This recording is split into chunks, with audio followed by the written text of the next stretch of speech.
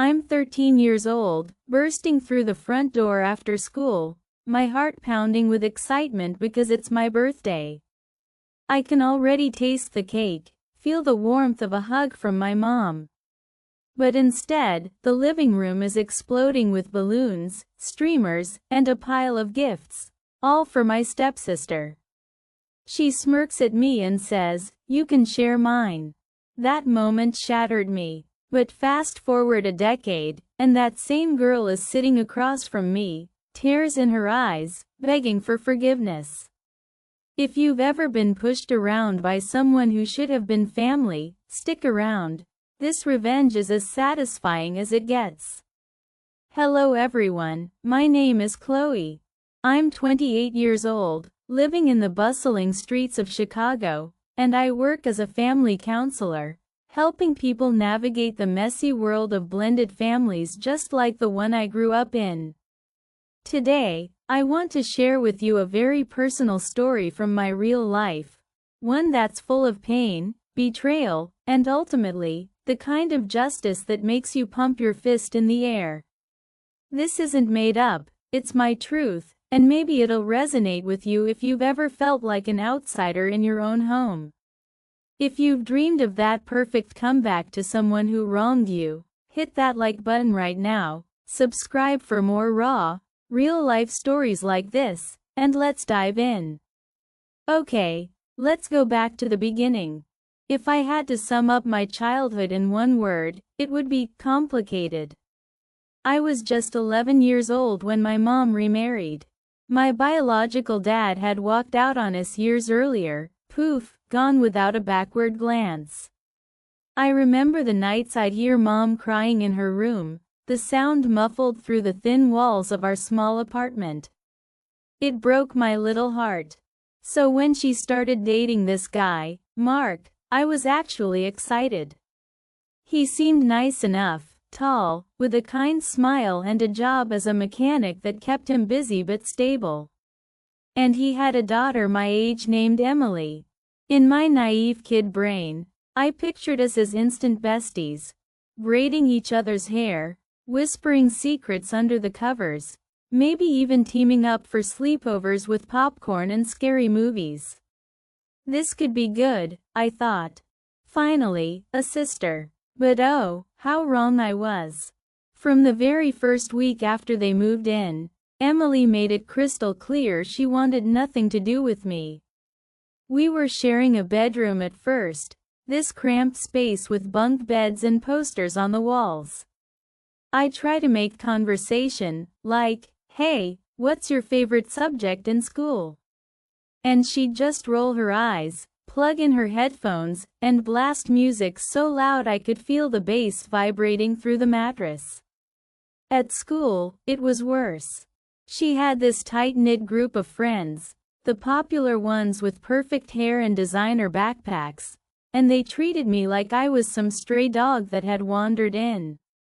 I'd walk up to the lunch table, tray in hand, hoping to sit with her, and she'd whisper something to her friends.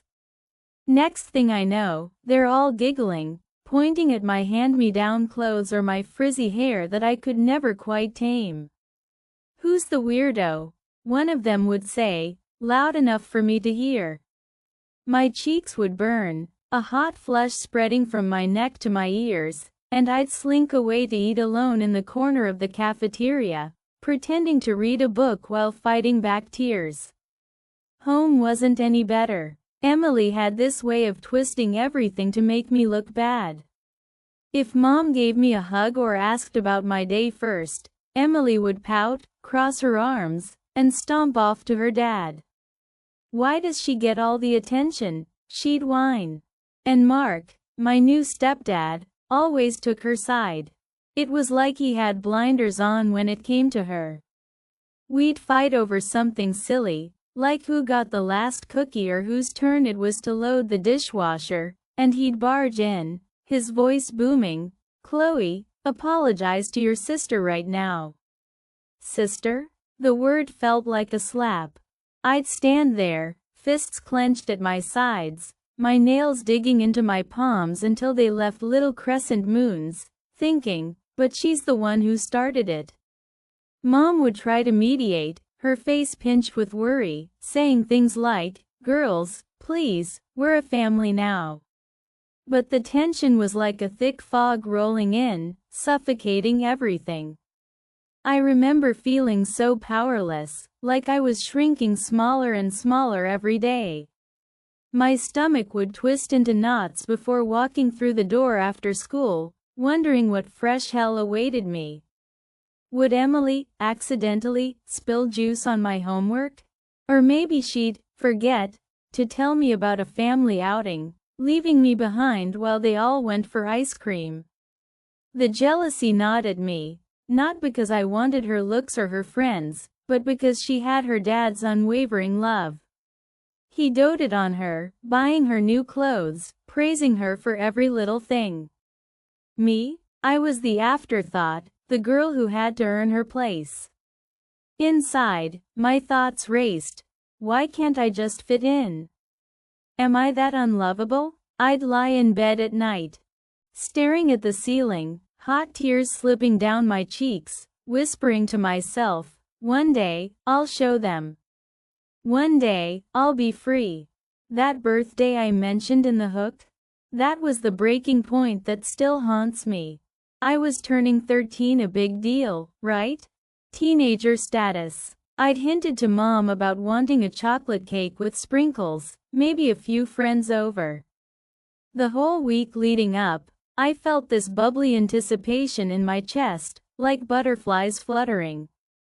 I skipped home from school that day, my backpack bouncing against my shoulders, imagining the surprise. But when I pushed open the door, the air smelled like vanilla frosting and helium from balloons. The living room was decked out, pink streamers dangling from the ceiling fan, a banner that said, "Congratulations," and a stack of wrapped presents on the coffee table. My heart soared for a split second, until I saw Emily in the center of it all, grinning like she'd won the lottery. "What's going on?" I asked, my voice small.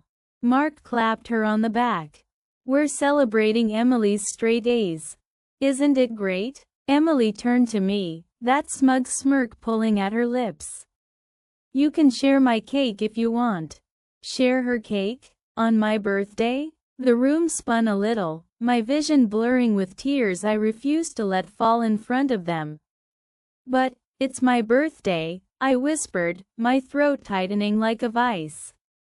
Mom's eyes widened, and she rushed over. "Oh honey, I forgot." "Wait, no, I didn't forget, but it was too late. The damage was done." I bolted to my room, slammed the door so hard the frame rattled, and collapsed onto my bed. Sobs racked my body, muffled into my pillow that smelled faintly of laundry detergent.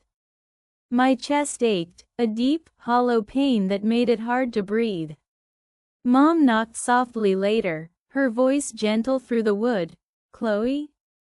Sweetie, open up." I wiped my snotty nose on my sleeve and croaked, "I'm fine."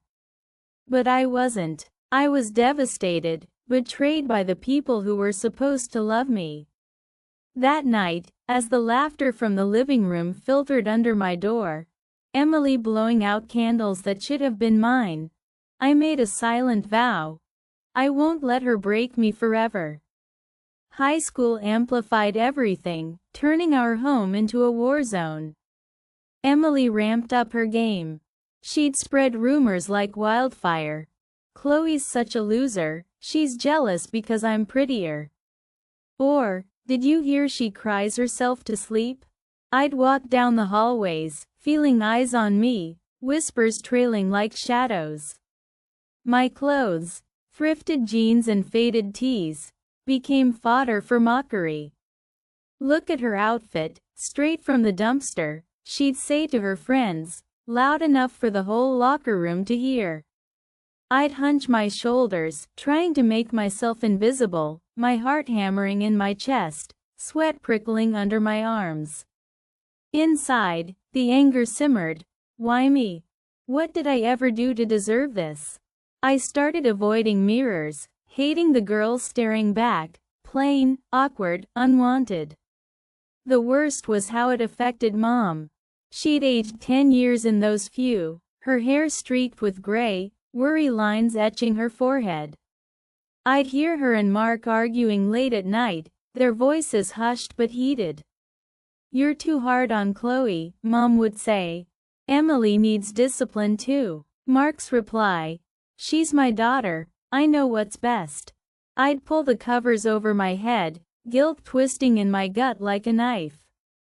This is all because of me, I'd think. I'm tearing them apart. The powerlessness was suffocating. I felt like a pawn in their game, invisible yet causing all the chaos. By 16, I couldn't take it anymore. One evening, after Emily screamed at me for ruining her family over something as stupid as me using the last of the shampoo, I snapped. Her words hit like punches. "You don't belong here. You're just a burden." Tears stung my eyes, my hands shaking as I grabbed a backpack and stuffed it with clothes, a toothbrush, whatever I could. "Fine," I muttered under my breath, "I'll leave."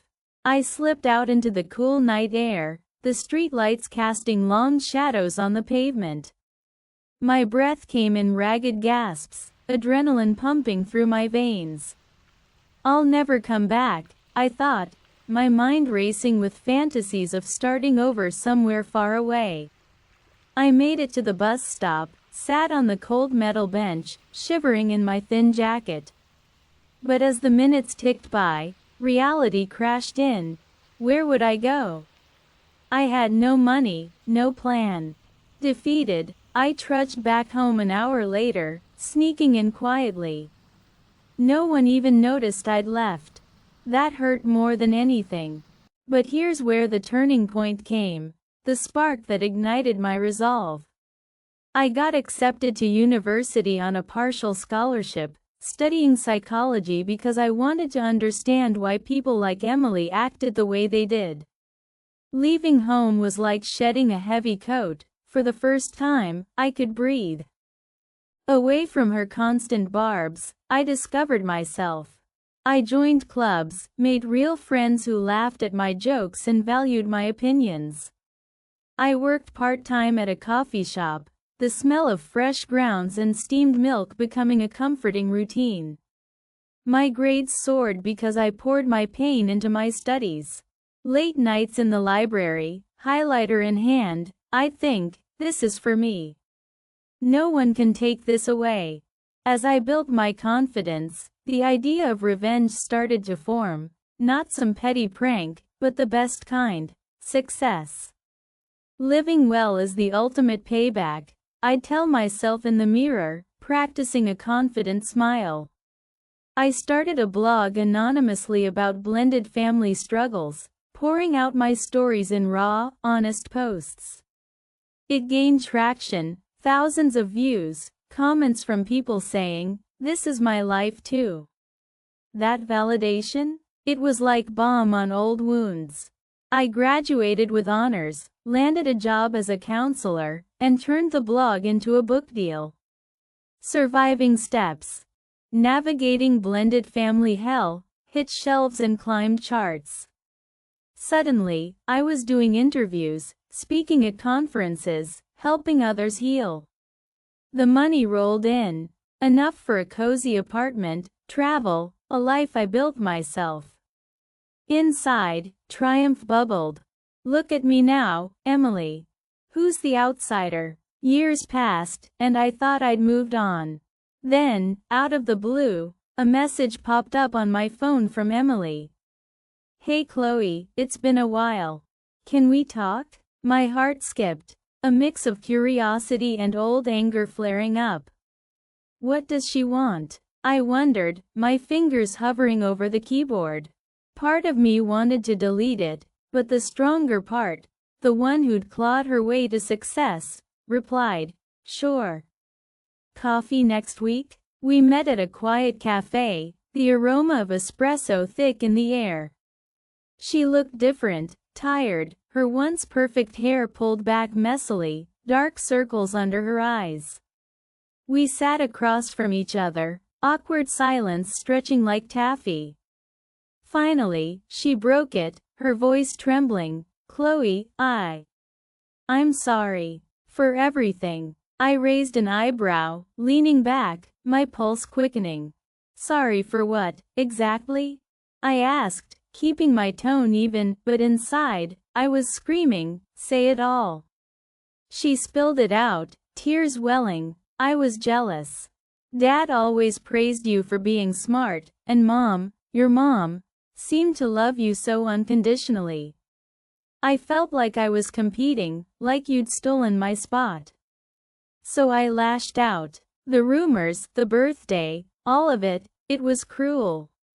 I see that now. I've been going through my own stuff. Divorce, job loss.